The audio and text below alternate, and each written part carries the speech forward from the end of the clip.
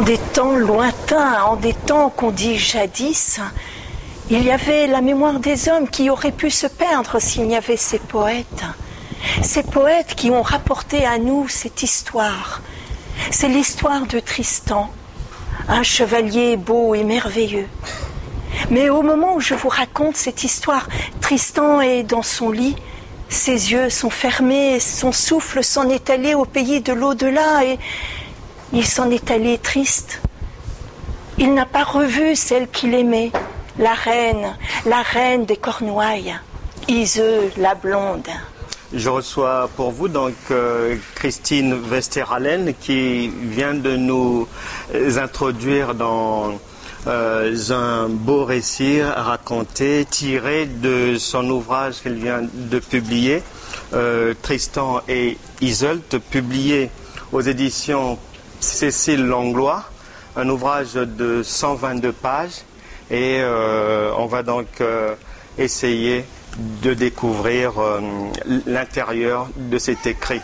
Pourquoi avoir seulement écrit l'histoire de Tristan et Iseult?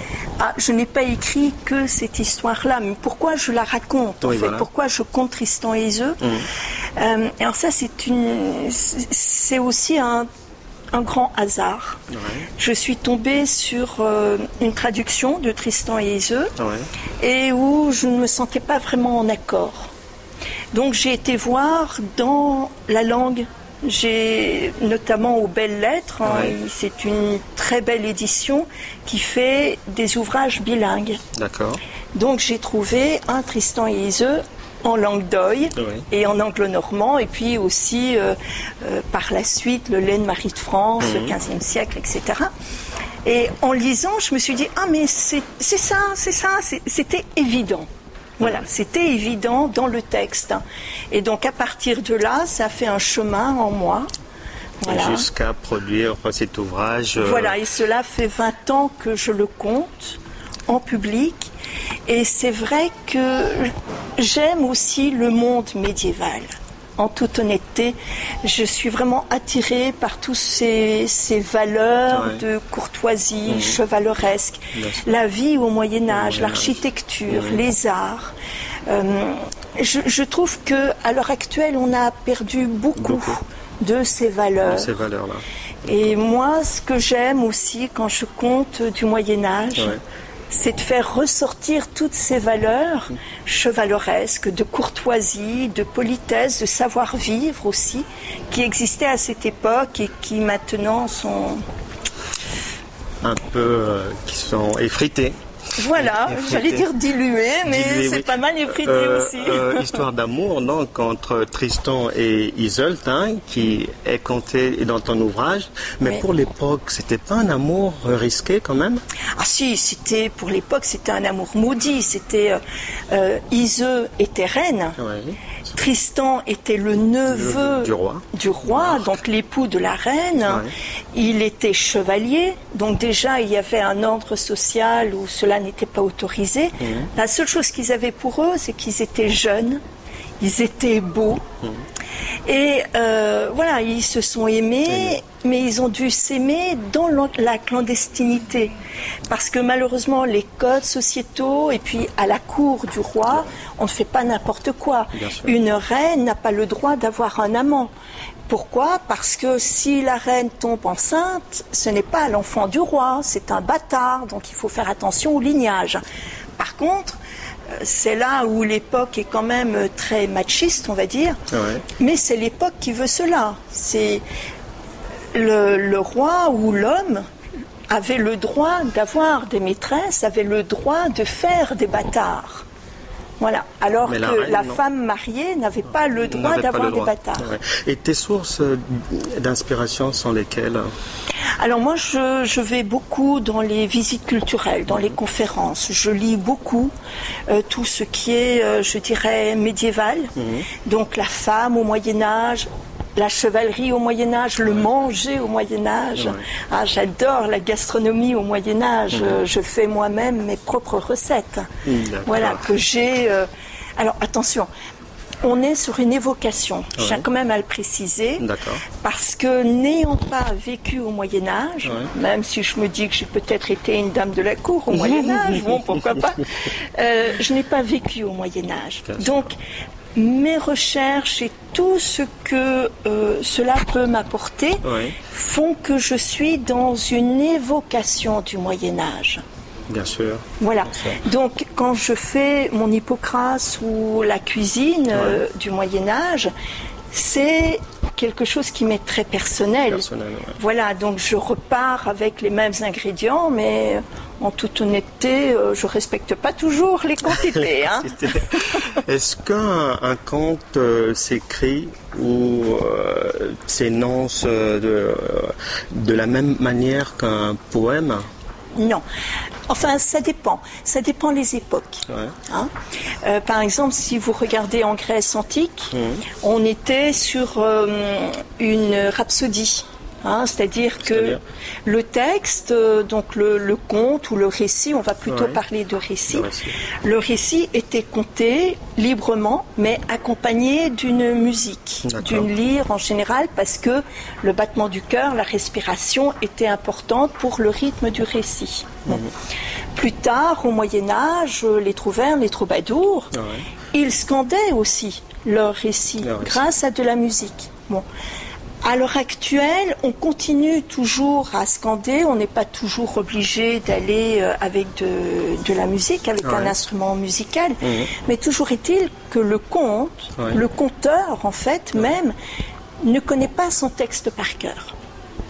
Voilà, donc c'est la grande différence du poète.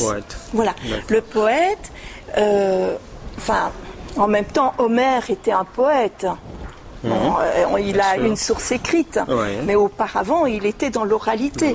Bon, donc on peut se dire, enfin moi, je pense en fait que avant Homère, les textes étaient dans l'improvisation.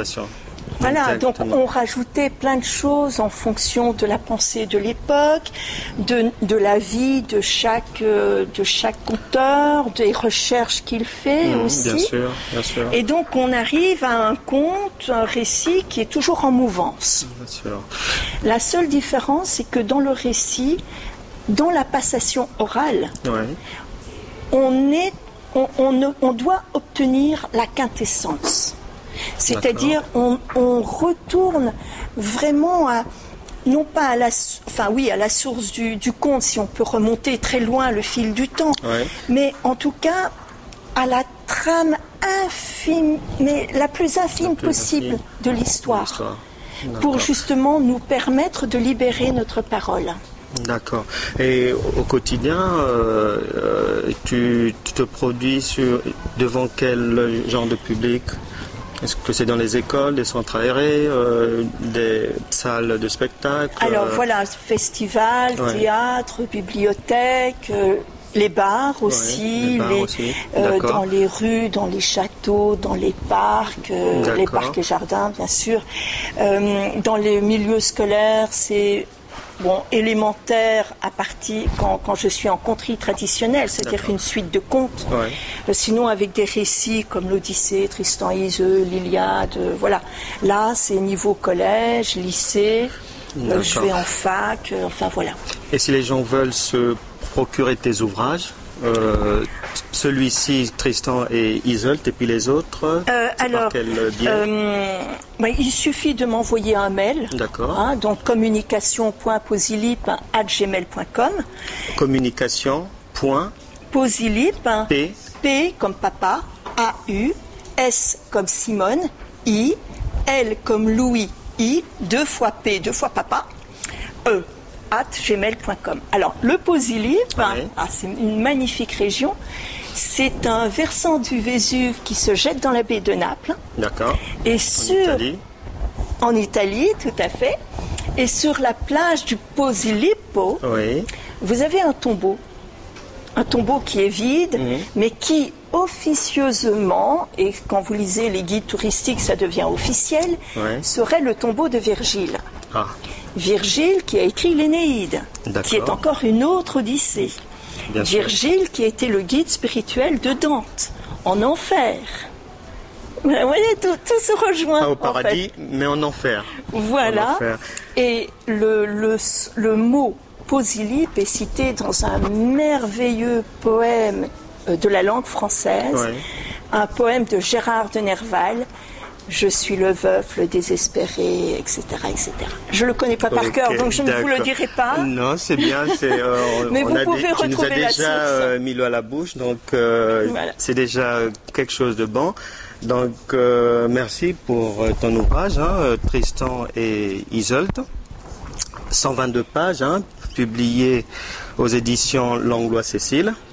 Un ouvrage qui coûte 14 €.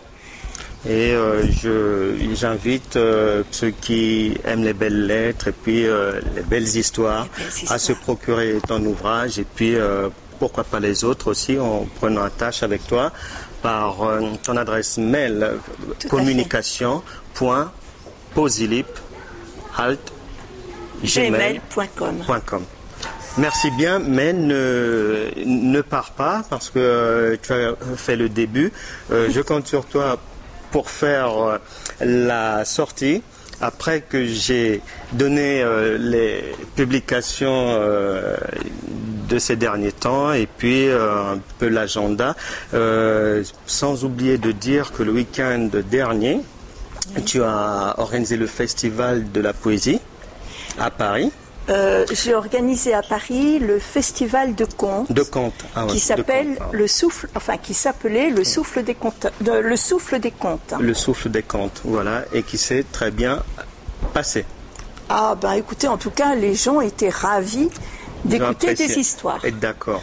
Ne pars pas, je reviens à toi après avoir dit que notre ami Pierre Nsemou vient de publier un ouvrage intitulé Diélé, l'ange, l'homme et la bête aux éditions Publibook, et a signalé également que Bertrand Nguyen Matoko, poète, romancier, sera au marché de la poésie en dédicace le 14 juin de 14h à 16h. Ça sera la place Saint-Sulpice pour son recueil de poésie qui vient de sortir intitulé Cœur qui rit, âme qui soupire. Mais avant de nous quitter, sachez que Yasmina Kadra vient de publier Qu'attendent les singes aux éditions Julliard. Éric Orsena de l'Académie française vient de publier aux éditions Stock le roman Mali, au Mali. Également Vincent Duluc qui vient de publier, toujours chez Stock, un ouvrage intitulé Le 5e Beatles. Et enfin, nous avons Marek Alter qui vient de publier Khadija, les femmes de l'islam, l'épouse de Mahomet. Merci de nous avoir suivis et je vous invite à rester fidèle au programme de Ziana.tv. C'était Livre Hebdo de Christine Westeralen. Pourtant, elle a été au courant. Alors, elle a traversé le bras de mer à bord d'une belle nef. Il y a eu la tempête. Et pendant la tempête, alors qu'elle traversait la mer, Tristan se mourait. Mais voilà qu'elle arrive, voilà qu'elle court. Elle court, elle arrive dans le palais. Elle ouvre la porte de la chambre, elle voit son bien-aimé là, allongé, sans vie. Elle s'approche de lui. Elle se couche auprès de lui. Elle met ses bras autour de son cou et elle lui donne un baiser léger sur la bouche et la mort vient la prendre. Voilà que les deux amants maudits de la société sont dans le même lit. La mort les a rejoints. Ils sont unis à tout jamais dans l'éternité.